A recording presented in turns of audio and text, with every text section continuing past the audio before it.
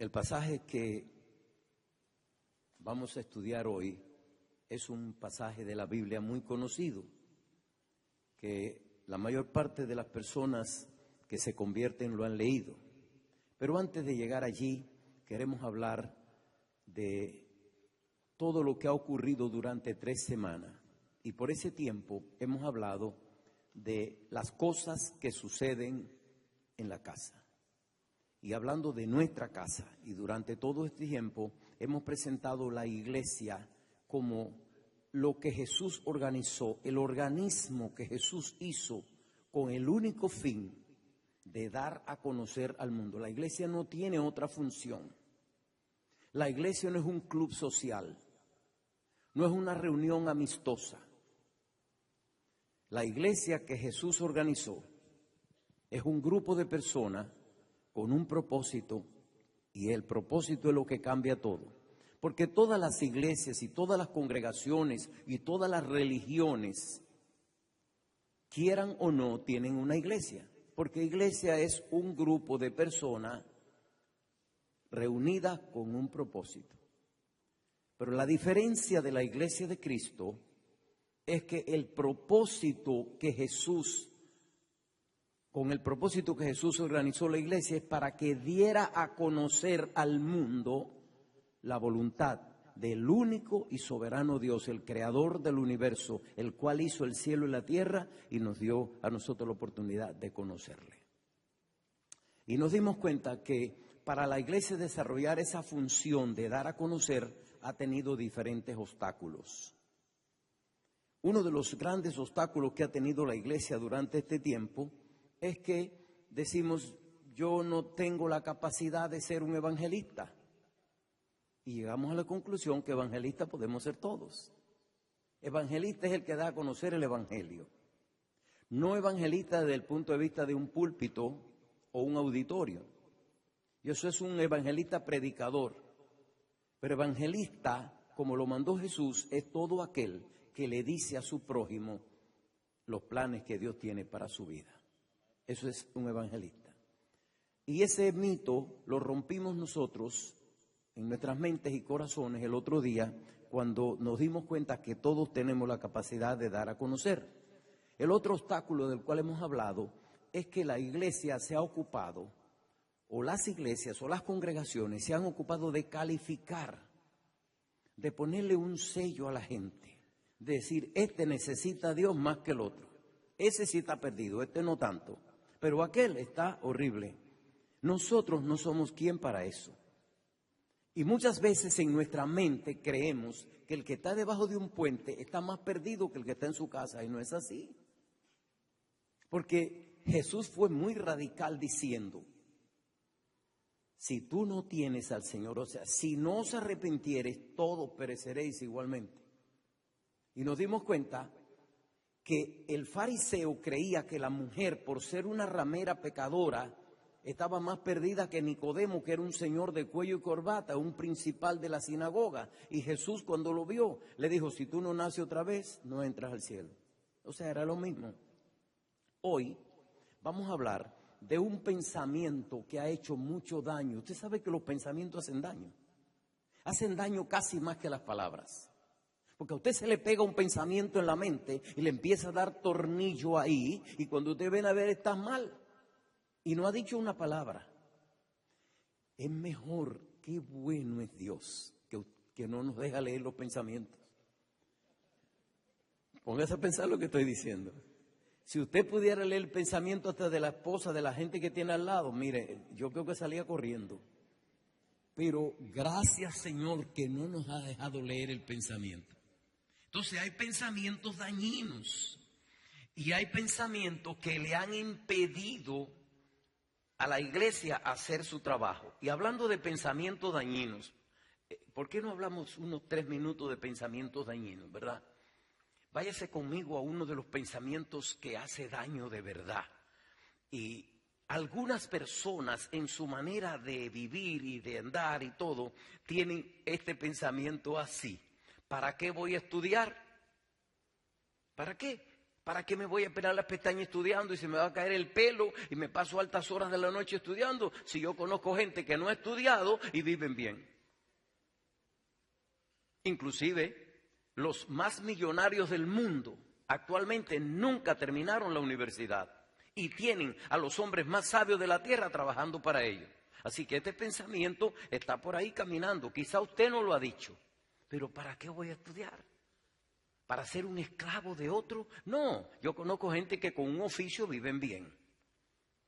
Ese pensamiento tiene algo de verdad, pero es dañino, porque impide que la gente se supere. Hay otro pensamiento por ahí rondando que dice, ¿para qué me voy a esforzar en mi trabajo si en fin de cuentas esta compañía no es mía? Usted se ríe porque a lo mejor usted una vez pensó así también. Esto no es mío, yo estoy aquí trabajando sin darnos cuenta que el dueño de esa compañía nos dio trabajo cuando no teníamos trabajo y nos ayudó y nos dio la mano. ¿Ve que es un pensamiento dañino? Mira, estos tipos echándose el dinerote grande en el bolsillo y a mí me dan un sueldito de 500 pesos y ellos se ganan 5,000. Ellos son los dueños. Dice este pensamiento, ¿para qué voy a ahorrar? ¿Para que venga otro mangañán y lo disfrute? No way. Es más, cuando tenemos una camisa y un pantalón nuevo, dice, me lo voy a poner, no sea que yo esta noche pele el casco y mañana venga otro y se lo lleve. ¿Te das cuenta que son pensamientos dañinos? También en la iglesia hay pensamientos dañinos. Estos pensamientos tienen algo de verdad,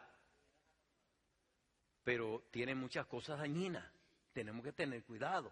La persona que piensa que no tiene que estudiar porque vive bien, le está haciendo un daño a la humanidad y a sus propios hijos también, porque le está impidiendo alcanzar y lograr lo que nosotros no pudimos alcanzar. Los que piensan que no debo cooperar con mi compañía porque el hombre es millonario y yo no tengo ni para pagar la renta, pero no te das cuenta que si ese hombre no estuviera, no podíamos trabajar. Y los que no ahorran porque creen que va a venir otro y se lo va a quitar o lo va a disfrutar, están en un error también. Es un pensamiento que tiene algo de verdad, pero es dañino. Porque, ¿quién te mandó a levantar una familia? ¿Quién? ¿Quién te mandó a ser un hijo? ¿Ese hijo nació porque quiso? No, tu padre es responsable de criarte y ayudarte porque tú no pediste venir al mundo, ni pediste que te pusieran ese nombre, ni escogiste a papá y a mamá ni quiénes iban a ser. Entonces tenemos una cierta responsabilidad. En la iglesia hay un pensamiento dañino también. Y este pensamiento dañino que está en la iglesia hace daño. Dice, ¿para qué voy a preocuparme?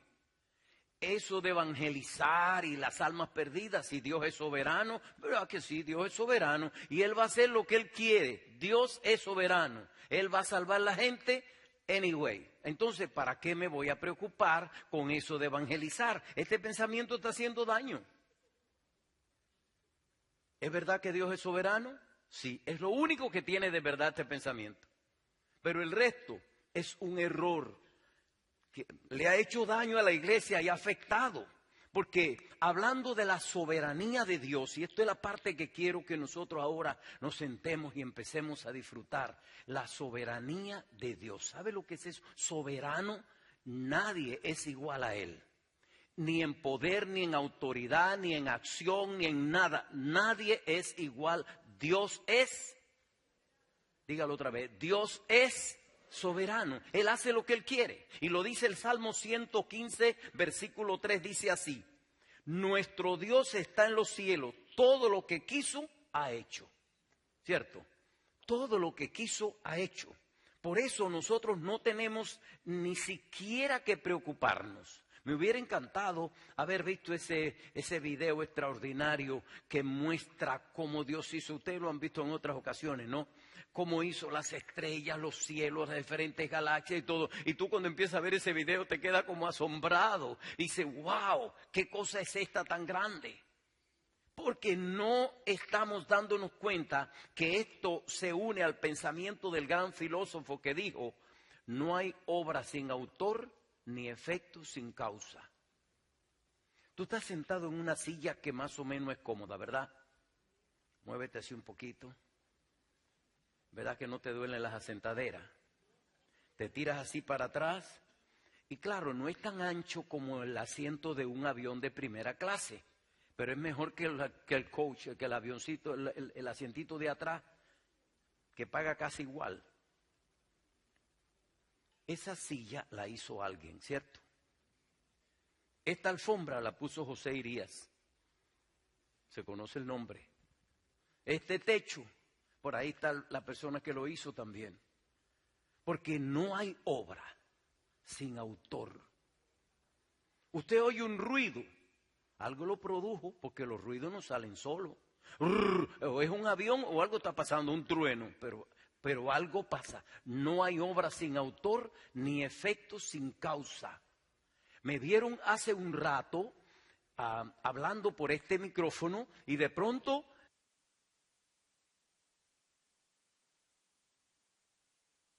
¿entiende por qué se quedó sin voz? Porque allá arriba hay alguien que hace los efectos. Entonces, cuando nosotros vemos la obra majestuosa que nos rodea, los mares, los ríos, las montañas, las plantas, la operación que tiene la propia naturaleza, decimos, pero ¿qué cosa es esta? Las mareas como suben y bajan, los peces del mar, las aves de los cielos. Cuando nos damos cuenta de lo que el hombre no pudo hacer, ¿quién lo hizo? Por eso el filósofo dice, no hay obra sin autor ni efecto sin causa. Así que esto nos habla con mucha claridad. Hablando de la soberanía, de ese Dios soberano que hizo todas las cosas, me encantaría relatarles a ustedes un poquito de la historia de un hombre a quien Dios en su soberanía bendijo. Y este hombre a quien Dios bendijo lo llamaban Job. Y Dios dijo de él, al propio diablo le dijo Dios, ¿tú no has considerado a mi siervo Job, que no hay otro como él en esta tierra, una tierra, es la tierra de Uso, en ese pueblo, en ese barrio, en esa zona, no hay otro como él? Porque este hombre llamado Job es un varón justo, temeroso de Dios y apartado del mal. Y el diablo le dijo a Dios, claro, si tú lo tienes cuidado, lo tienes como un nene, lo tienes protegido, ¿cómo no te va a ser fiel? ¿Cómo no te va a ayudar? Pero pruébalo a ver si te va a negar o no te va a negar. Entonces Dios, en su soberanía, decidió bendecir a Job. Escuche esto, que aquí hay un entendimiento y hay una palabra sabia oculta aquí adentro. Dios en su soberanía decidió bendecir más a Job de lo que era, hacerlo más grande. Job era un hombre con muchas tierras, muchos ganados, tenía ganados vacunos, tenía ganados de todo tipo, camellos, vacas, tenía ovejas, tenía de todo. Tenía oro y plata y tenía una familia, tenía una esposa muy encopetada, o sea, esas esposas que se las traen.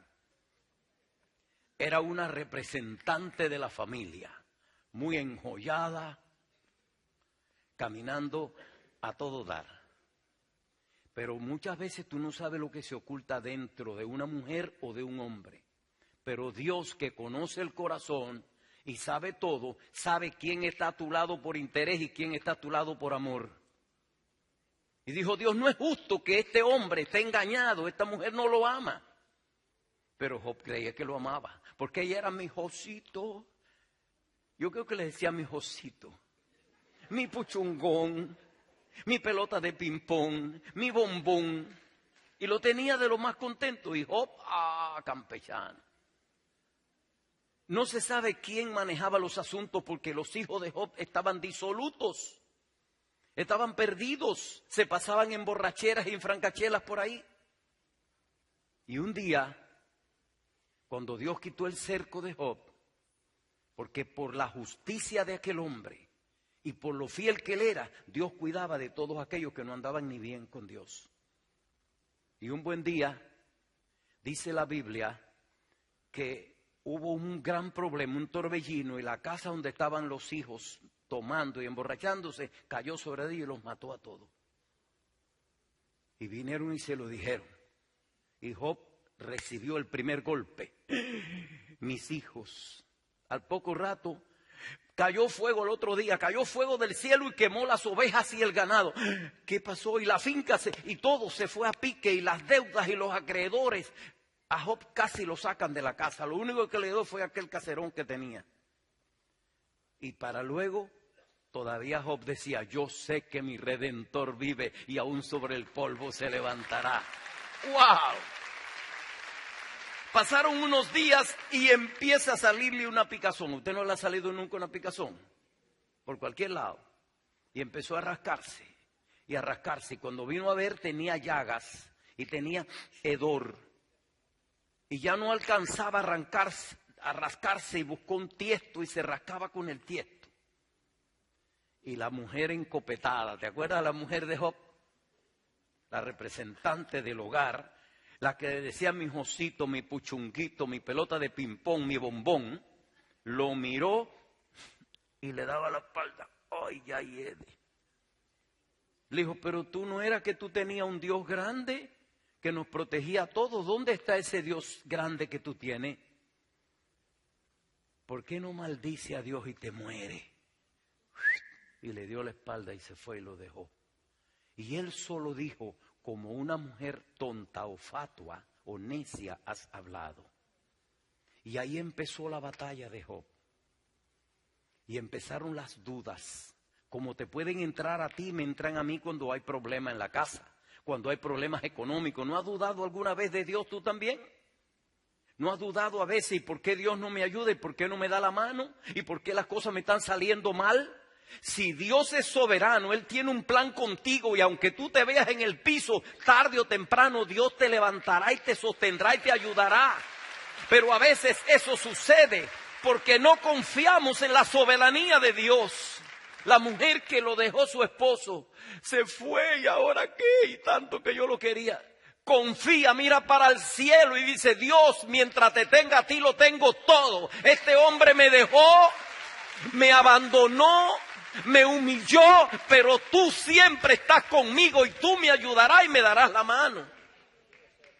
Pero no empezamos, ay, ¿qué habré hecho malo? ¿Por qué? Confía en Dios, que Él es soberano. Y la palabra soberano es que Él sabe lo que va a pasar mañana y tiene cuidado de ti. Pero empezamos a lamentarnos. Y Job empezó a lamentarse. Vinieron sus amigos y se creó un conflicto, un problema allí. Y después de todo esto que ocurre,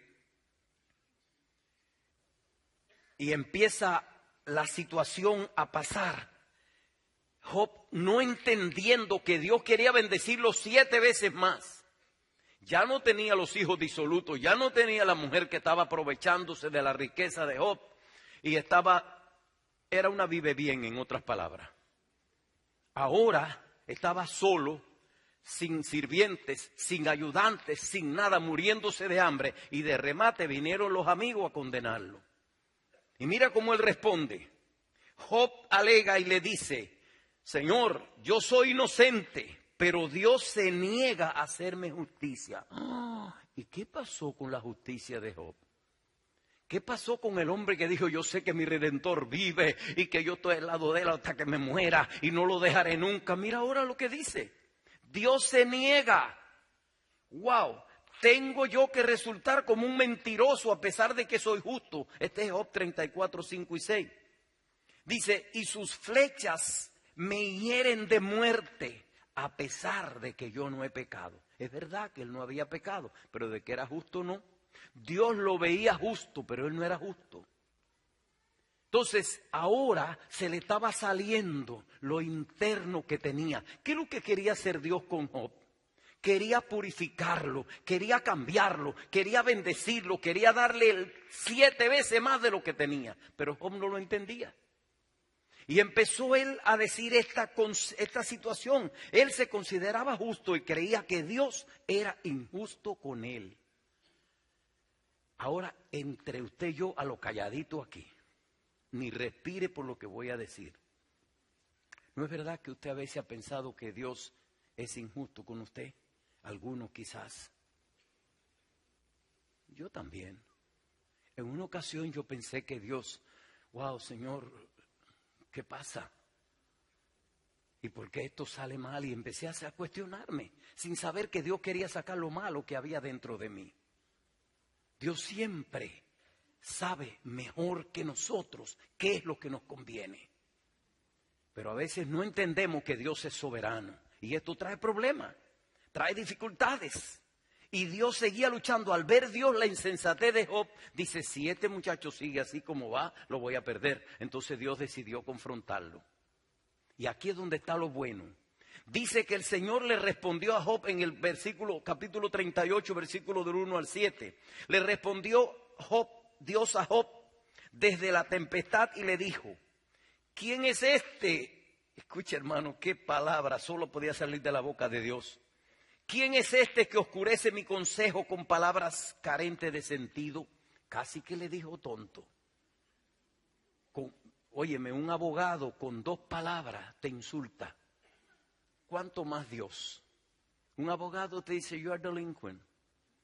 Y no te dijo nada, pero dijo que eres un bandido con 2 palabras. Prepárate a hacerme frente, le dijo Dios. Te cuestionaré y tú me responderás. ¿Dónde estabas tú cuando yo puse las bases de la tierra? Dímelo si de veras lo sabes o si es que sabes tanto. Seguramente sabes quién extendió sus dimensiones y quién tendió sobre ella la línea de medir. ¿Sobre qué están puestos sus cimientos o quién puso la piedra angular? Mientras cantan o cantaban a coro las estrellas matutinas y todos los ángeles gritaban de alegría. En otras palabras, ¿dónde estabas tú? Si usted quiere seguir leyendo, se va a dar cuenta que sigue leyendo capítulo 38, 39 hasta el 42. Se va a dar, lea ese pedazo. Es más, le aconsejo que en su casa lea el final de la historia de Job para que usted vea las preguntas tan profundas que por carencia de tiempo no lo hago. ¿Cómo lo hace Dios? ¿Cómo confrontó a este hombre y le preguntó y le dijo cosas así? Y yo me pregunto, ¿cuántos hombres Dios ha hecho grande en este mundo? ¿Usted cree que una persona llega a ser presidente porque quiere? ¿O porque es popular? No, Dios hace grande a los hombres. Dios le agranda la mente y a uno los hace médico, a otros los hace ingeniero, a otros a veces te mata por ser artista y nunca lo logra, otra veces lucha por ser un ingeniero y nunca lo logra. Pero Dios hace grande a la gente y muchos hombres, después que Dios los hace grandes, son ingratos con Dios. Después que los hace un científico, dice, ¿y dónde está Dios? Empieza a preguntarle a Dios, ¿y dónde está? Porque yo no lo veo. Los análisis no me dicen nada de Dios. El laboratorio no me dice nada. Tonto, no entiende que Dios tiene el dominio del universo. No lo puede mirar, no lo puede ver. ¡Wow! A otros hombres que Dios los hace muy populares. Y después que los hace populares se vuelven ridículos. Se meten en drogas, en vicios, en cosas terribles y luego menosprecian a Dios y a los que le sirven a Dios también. Uno de los Beatles, ¿saben ese grupo famoso que fue lo más famoso que hubo en toda esa época? Y uno de los Beatles dijo, somos más famosos que Cristo, dijo. Jesús se quedó chiquitico delante de nosotros. Él fue el que habló, uno de ellos, no recuerdo el nombre ahora. Ni quiero recordarlo por ahora. Y abrió su boca feo. 7 días después, alguien vació su pistola sobre él y no vivió para contarlo. Y otros tontos, gobernantes de naciones y de territorios grandes, hombres con mucho dinero, no han podido vivir para disfrutarlo. Y ese dinero que Dios le ha dado, Dios, dame tiempo, se te acabó. Porque llegan al final y no son nada. Porque después de tener tanto, se hicieron necios. ¡Wow! ¡Qué pena! Y eso era lo que Dios no quería que pasara con Job. Y después que lo confrontó, cuando Job se dio cuenta que Dios era soberano, mira, echó para atrás. ¿Usted nunca ha echado para atrás? Usted no ha estado peleando, discutiendo y después dice, mira, esto no me conviene. O es que se da cuenta. ¡Wow! Tan torpe era yo, dijo el salmista. Y eso le sucedió a Job. Entonces Job retrocedió, dice, me metí donde no debía. Papá, perdóname. Le dijo a Dios, perdóname, Señor, porque ahora yo entiendo que tú eres soberano. Y miren cómo nosotros entendemos de esto, le dice Job en el capítulo 42, versículo 1 y 2. Y Job respondió entonces al Señor. La palabra entonces gramaticalmente quiere decir después de. En otra palabra, Job, después de entender lo que Dios había dicho, le dijo, yo sé bien que tú, dígalo conmigo, lo puedes todo, que no es posible frustrar ninguno de tus planes. Y aquí es la palabra que me quiero parar. No es posible frustrar ninguno de tus planes. No hay hombre en el mundo, ni habrá, que pueda frustrar los planes de Dios. Rusia con la cortina de hierro no pudo impedir que el evangelio penetrara. El evangelio entra en cualquier parte del mundo y no hay gobernante, no hay gente que se oponga, no hay nadie que lo haga, ni aún ni musulmanes, ni leones, ni fieras. Nadie puede frustrar el plan soberano de Dios. Dios hace todo lo que quiere en su tiempo y cuando quiere hacerlo, y nadie lo va a poder frustrar. Cuanto menos un gobernante. No se importa que sea de España, de Alemania, de Rusia. El hombre más grande de la historia de aquellos tiempos fue Hitler. Mató, destruyó, acabó, pero terminó Hitler. ¿Y cómo se presentó ante el Padre? ¡Wow! ¡Qué pena! ¡Qué dolor! La soberanía de Dios nadie la puede igualar. Y sus planes, dijo Job, nadie lo puede frustrar. Ahora, en cuanto a evangelizar, volvemos al tema de evangelizar. Nadie puede frustrar los planes de evangelismo de Dios. Y estamos claros que Dios es soberano. Y en su soberanía va a hacer lo que quiere. Cuando Dios hizo el cielo y la tierra, no contó con nosotros. Después de tener el universo hecho, haber hecho la luz, haber hecho la expansión, haber hecho todo, separó las aguas de las aguas, venga la tierra seca, cúbrase la tierra con hierba, haya aves en los cielos, haya peces en el mar. Después de hacerlo todo, dijo, ahora voy a ser el hombre. Y cuando el hombre nació, lo encontró todo hecho. Y todavía sigue siendo así. Nace tu hijo y encuentra malanga, leche, ñame, comida, todo. Hasta una para sacar su leche y beber, ¿verdad? Se dice así, eso mismo. Los pechos de la mamá, y lo busca cieguito. Si ni lo ha visto, nada más que por el olor los encuentra. El hombre cuando nace lo encuentra todo hecho. Para después decir, ¿dónde está Dios? Oh, my goodness. Qué terrible, qué fuerte, qué feo. Volvemos a la conclusión de la soberanía de Dios. Nadie se burla. Y Dios ha decidido, Dios se ha preocupado por salvar a los pecadores. Mandó a Jesús desde el cielo para que todo aquel que en Él crea no se pierda, más tenga vida eterna. Y en su plan redentor, Dios ahora quiere usarnos a todos nosotros. Y yo voy ahora a decir, ¿quién va a interrumpir el plan evangelístico de Dios? Nadie lo puede interrumpir. Dios tiene sus planes. Y a través de la historia, nosotros vamos a entender que Dios es soberano. Voy a ponerle 3 o 4 puntos aquí para que ustedes vean que Dios es soberano y nos da participación a nosotros. Y lo único que nosotros hacemos es aceptar el privilegio que Dios nos da de participar con Él en sus planes.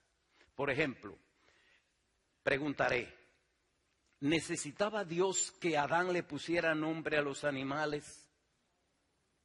¿Verdad que no lo necesitaba? No. Dios podía ponerle un letrerito a cada animal, igual que lo hizo, podía ponerle, este es león, hubiera sido hasta bueno.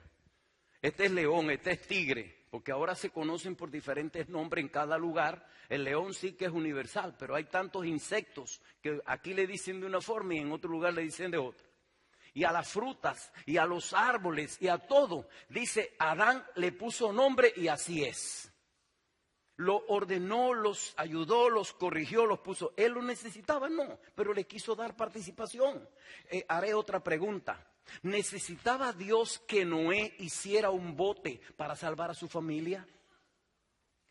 Venía un diluvio. ¿Podía Dios haber salvado la familia de Noé en una nube? De mil maneras lo podía haber hecho. Podía tenerla así levantada por 60 días, por 6 meses, por el tiempo que fuera, y luego dejarlo caer. Podía haber hecho otra cosa. Y entonces, ¿por qué mandó a Noé a hacer un bote? Dios en su soberanía decidió que Noé hiciera un bote. ¿Necesitaba Dios que los animales pasaran de 2 en 2 para conservar la raza de los animales? ¿No acaso no lo podía hacer Dios otra vez? Podía recrearlo todo, pero le dio participación a Noé para que Noé se sintiera parte, igual que te la da a ti. ¿Tú crees que Dios te necesita a ti y a mí para sostener la obra y tú tengas que venir a poner un diezmito en la iglesia? ¿Tú crees que Dios necesita eso? Dios te está dando parte, que tú seas parte de la expansión del evangelio en el mundo entero, de la construcción de una iglesia, que tú seas parte del plan soberano de Dios, que tú hagas la obra con Él. Dios te está dando oportunidad, pero nosotros no la aprovechamos. Otra pregunta. ¿Necesitaba Dios un tartamudo como Moisés para que libertara al pueblo de las manos de Faraón? No lo necesitaba, hermano. No, para nada. Dios podía acabar con el Faraón en un segundo y sacar a su pueblo, acabar con todos los egipcios y sacar a su pueblo con toda la riqueza de Egipto. Pero Dios quiso, en su soberanía, decidió usar a un hombre como Noé para que fuera un héroe. ¿Era perfecto Noé? ¿Ese Moisés? No. Si tenía una ira que aquello era horrible. Si hubiera sido en Puerto Rico le dicen fogón o tizón. Pero Dios decidió en su soberanía usarlo. Ahora, para que nosotros tengamos una idea más concreta de esto, cuando Jesucristo fue a la cruz del Calvario, el domingo que viene vamos a celebrar la resurrección y la semana más grande de la historia. En ese tiempo en que a Dios le plació con todo el corazón mandar a su Hijo, y Jesús abrió sus brazos en la cruz del Calvario y dijo: Padre, consumado es. Y al domingo siguiente resucitó de los muertos triunfante. Y luego reunió a sus discípulos: vayan por todo el mundo y lleven el evangelio a toda criatura. Los hizo participantes. Y esa participación ha venido pasándose hasta que llegó a nosotros. A mí llegó hace 59 años. 59 años atrás, yo era un líder de mi barrio. Un cabecilla al segundo de una pandilla. Nunca usamos droga, pero sí hacíamos otras cosas peores.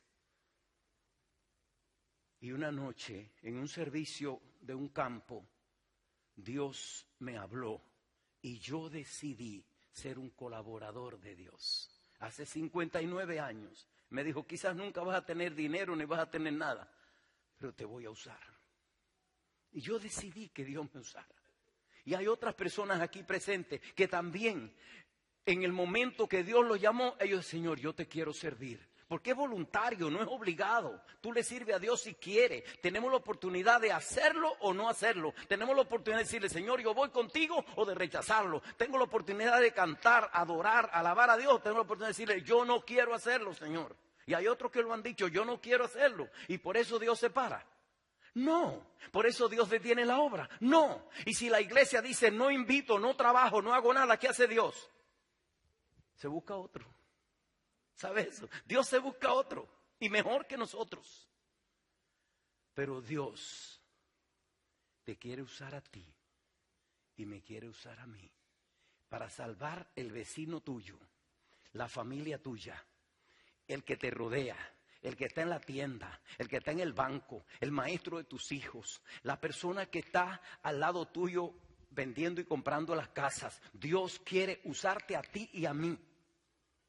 Si te pones a analizar y pensar por qué tú estás en la iglesia, por qué le sirve a Dios. Yo he escuchado en la célula mía, en el grupo de vida, a a mi hermano Cortés y a otro hablar cómo el evangelio llegó a ellos. A veces por la insistencia de la esposa, que le cayó arriba ahí todos los días, hasta que él un día decidió ir a la iglesia. Y ese día Dios lo salvó. O sea, Dios va a usar a alguien que quiso que Dios lo usara para alcanzar a otra persona. Y esa es la bendición que nosotros no nos podemos perder, de ser un instrumento en las manos de Dios, de decirle, Señor, yo necesito que tú me uses a mí, que en tu soberanía tú me puedas usar a mí. Y por eso, en el día de hoy, me encantaría decirles a ustedes, después de analizar esta serie, que la iglesia la instituyó Jesús, su iglesia, para dar a conocer a otras personas de quién es Dios. ¿Tengo que ser un pastor? No. ¿Tengo que ser un evangelista? Sí, porque un evangelista es aquel que dice que Cristo es su Salvador. Ese está diciendo del evangelio. ¿Tiene que saber mucho de la Biblia? No. Simplemente dar a conocer. Y establecimos no es un sistema, sino establecimos una forma de hablar, de decir invierte e invita. Invierte tiempo en una persona y luego invítalo a conocer de Dios.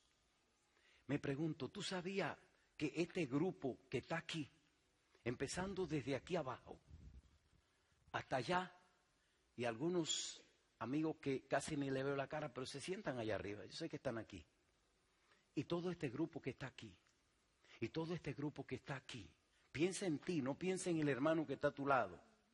¿Tú sabes que tú y yo podemos cambiar la historia de Homestead hoy? ¿Hoy, pastor? Sí, hoy. ¿Cómo? Con un pensamiento, con una idea, con una decisión. Porque así es como cambian las cosas. Una nación cambia por los ideales de un hombre que piensa diferente o se hunde.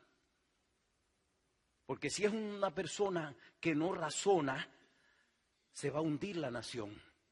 Pero si es un hombre que piensa bien, sus pensamientos lo van a sacar a flote. Entonces, todo este grupo que está aquí, incluyéndolo a todos ustedes, hasta allá atrás, hasta los ujieres que están al fondo, tengan por cierto que nosotros podemos cambiar la historia de este barrio, de este pueblo. La podemos cambiar. Todos ustedes que están aquí. No solamente esta hilera de sillas, todos, yo estoy hablando de todos, podemos cambiar la historia de Miami. ¿De Miami, pastor? Sí, de Miami. Es más, podemos ver el domingo que viene 150 a 200 convertidos aquí. ¿Qué te parece? ¿Será una idea descabellada? No, es una idea clara. 200 personas convertidas, pastor, en una iglesia local. Sí, 200. Y más también. ¿De quién depende? ¿De Dios? No, si Dios dio a Cristo para salvar a todo aquel que quiera. Entonces somos nosotros. ¿Cuántas personas hay en la casa hoy? Hasta familiares de nosotros que nunca insistimos. Que no nos esforzamos en decirle, oye, después que salga de la iglesia te voy a llevar me va a llevar a comer, pues voy donde tú me digas. Sin saber. Sí, a veces tú tienes que hacer eso. A veces por compromiso. Pero Dios vela el compromiso. Y cuando la persona viene, le pone delante el plato y le dice, yo te quiero. Porque Dios habla al corazón, créamelo. El día que usted se convirtió porque Dios le tocó el corazón. Usted empezó a sentir como un hormigueo dentro de su ser, dentro de su vida. Y usted no pudo aguantar más y usted no sabe cómo levantó la mano. ¿Se acuerda cuando se convirtió? O cuando vino el amigo y le insistió. Y usted se fue para su casa preocupadísimo sin saber lo que iba a hacer. Y ese día dijo, no, yo tengo que hacer algo. Ese era Dios poniendo el corazón suyo como una champolita, poniéndolo como un merenguito suavecito. Pero ¿a quién usó? Al amigo majadero, a la vecina habladora que tenías. que ya tú no podías por callarle la boca, te fuiste a la iglesia con ella, o a la mujer insistente que tenía a tu lado. Pero fue Dios, o te causó un problema en tu matrimonio que ya tú no podías más. Me contó una hermana que tuvo un problema con su esposo y salió caminando de su casa como una loca y llegó a la iglesia. Y cuando fue a su casa, que había decidido hacer otra cosa, su esposo la vio cambiada. Y a los pocos días vino el esposo. Y hoy día esa familia entera está salvada en la iglesia. Pero Dios usó un problema.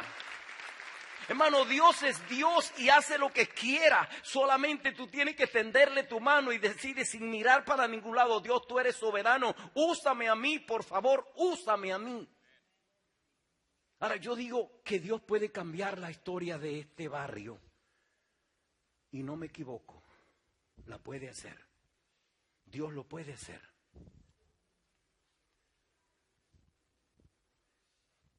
Tú no tienes que ganar 20. Tú nada más tienes que ganar 1. Del resto se ocupa Dios. Y detrás de Dios me ocupo yo. Escucha esto. 1. Si cada uno de nosotros gana 1. Escucha bien, hermano. 1. ¿Qué pasa en esta iglesia el domingo que viene? ¿Qué pasa? Empieza a ver como una locura. Uy, ¿qué está pasando ahí? Que la gente se está salvando. ¿Y qué es lo que? No están dando nada. Es Dios obrando porque tú decidiste ser un instrumento en las manos de Dios. Ah, no, pastor, pero yo no entro en eso. Ah, está bien, es tu decisión.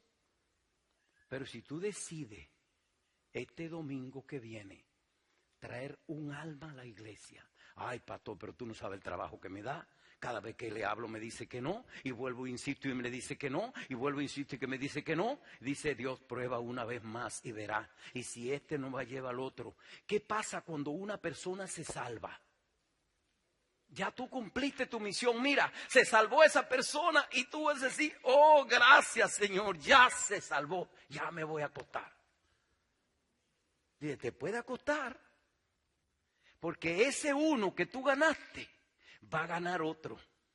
Yo me ocupo de eso, no te preocupes. Yo le hablo a Dios que le inquiete el corazón, igual que he orado que Dios te inquiete la vida hoy a ti.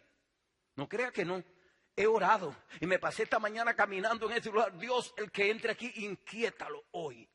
Porque algo tiene que empezar a pasar. No podemos seguir en esta condición. No podemos seguir en esta forma. No podemos seguir así. Algo tiene que suceder. Algo tiene que pasar. Tenemos que ser inquietados nosotros. Y dentro de eso, Dios se va a tirar sus milagritos. Créalo que sí. Porque esa gente que tú traes con el tumorcito, con el chichón, con los problemas circulatorios, con los problemas hepáticos, con las situaciones que tiene, Dios le va a hacer su favorcito. Y cuando le haga su favorcito, dice: wow, Dios me hizo el favorcito. Y va a seguir cambiando el asunto. Y cuando tú vengas a ver, la mitad de tu barrio está salvado. Yo soy testigo cómo la familia Cortés en 3 meses enteras tuvo en la iglesia por una persona que se decidió. Por uno. Pero es el paso que a nosotros tenemos que dar.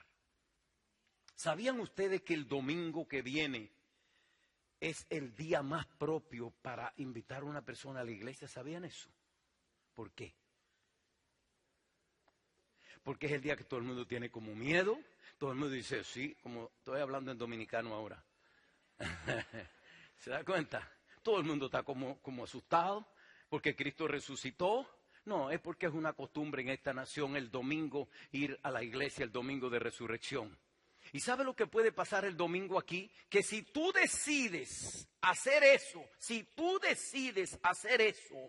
¿sabe lo que puede pasar? Que tú te puedes quedar de pie el domingo. ¿Te encantaría quedarte de pie? Encantaría que hubiera así como están los ujieres parados por allá así, y todo el mundo de pie y la iglesia llena, porque cada uno dio un paso y dijo: yo el domingo traigo un alma a la iglesia, cueste lo que cueste, lo traigo por los pelos, pero lo traigo. Claro que lo podemos hacer. ¿Cómo no lo vamos a poder hacer? Y quién sabe si el domingo empieza un avivamiento aquí. Tú no te quieras verme contento dando saltos en todas partes. Porque yo doy esos saltos porque en el cielo se están dando saltos también cuando las almas se empiezan a salvar. Nosotros podemos hacer eso. Nosotros podemos, ese domingo próximo, wow, yo voy a traer, no sé cómo lo voy a hacer, pero lo voy a traer. Y aquí hay un cuerpo de intercesión que está orando. Hay un grupo de ujieres alrededor de la iglesia que está preparándose. Hay un equipo de música que viene dispuesto a darlo todo. Hay un equipo de producción que está listo para darlo todo. Hay un montón de madres y jóvenes y de todo tipo de personas allá con los niños dispuestos a darlo todo para que ese día sea un día glorioso.